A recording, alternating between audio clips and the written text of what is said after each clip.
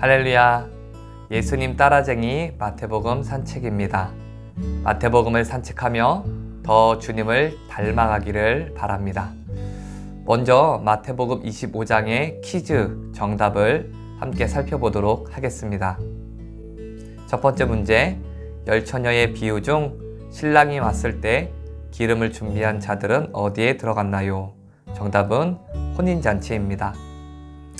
두 번째 문제, 달란트 비유에서 주인에게 게으른 종이라고 책망받았던 자는 어떤 자였나요? 정답은 1달란트 받은 자입니다. 세 번째 문제, 괄호 안에 들어갈 단어는 무엇일까요? 임금이 대답하여 이르시되 내가 진실로 너희에게 이르노니 너희가 여기 내 가로 중에 지극히 가로 하나에게 한 것이 곧 내게 한 것이니라. 정답은 형제 작은 자입니다. 자, 그럼 마태복음 25장 산책을 해보도록 하겠습니다. 먼저 마태복음 25장에 대한 간략한 개요를 함께 살펴보겠습니다. 1절부터 5절까지는 예수님의 순환에 대해서 네 번째로 제자들에게 말씀하시고 유대 종교 지도자들이 예수님을 살해할 음모를 꾸미는 내용이 기록되어져 있습니다.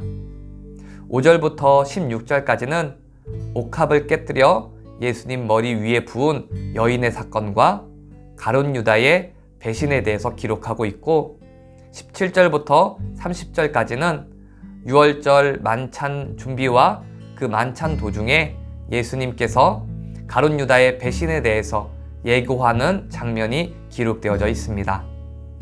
31절부터 35절까지는 베드로가 예수님을 3번 부인할 것을 예고하고 있고 36절부터 46절까지는 겟셋마나에서 제자들과 함께 기도하시는 예수님의 모습이 담겨져 있습니다. 47절부터 56절까지는 예수님께서 잡히시는 장면과 57절부터 68절까지는 산헤드린 공회의 예수님에 대한 신문 내용이 기록되어져 있습니다. 마지막으로 69절부터 75절까지는 예수님의 말씀대로 베드로가 예수님을 3번 부인하는 이야기가 기록되어져 있습니다. 마태복음 26장을 묵상하면서 깨달은 한 가지를 함께 나눠보도록 하겠습니다. 75절 말씀을 보면 베드로가 닭 울기 전 자신을 3번 부인할 것이라는 예수님의 말씀이 생각나서 베드로는 밖으로 나가 심히 통곡하는 그런 내용이 기록되어져 있습니다.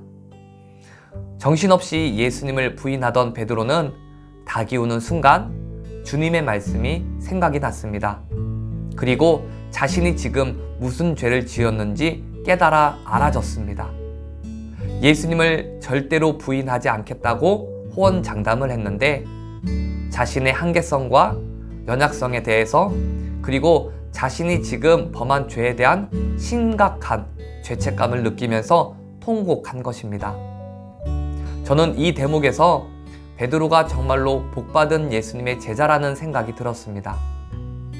주님의 말씀이 생각나서 자기 잘못을 깨닫고 회개의 길을 가는 성도는 복받은 성도입니다.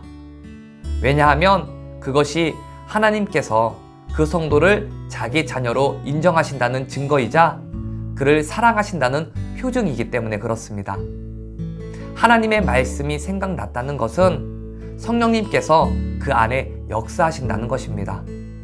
성령님께서 말씀을 생각나게 하시고 또 성도로 하여금 회개케 하시며 하나님이 원하시는 길로 가도록 인도하시는 것입니다. 그러니 죄를 범하고 주님의 말씀이 생각이 나서 회개했다는 것은 얼마나 복된 일입니까? 여러분의 생활 가운데 주님의 말씀이 생각나십니까? 여러분은 복된 사람이요 하나님의 자녀임을 믿어 의심하지 마십시오. 그리고 말씀대로 순종하십시오. 그것이 바로 성령을 따라 행하는 삶의 모습인 것입니다. 저는 오늘 깨달은 말씀을 이렇게 적용해 보았습니다. 마태복음 산책을 하면서 매일 한 장씩 성경을 읽을 때 내 마음에 와닿는 한 구절을 깊이 묵상하는 것입니다. 그리고 그 한 구절, 한 절의 말씀을 밥을 먹을 때나 운전을 할 때나 씻을 때나 항상 그 말씀을 중얼거리면서 그 말씀을 계속해서 하루 동안 생각하는 것입니다. 그럴 때 분명히 삶 가운데 말씀을 통한 기적이, 말씀의 역사가 또한 베드로와 같이 회개하며 돌아서는 은혜가 있을 줄로 믿습니다. 감사하고 축복하고 사랑합니다.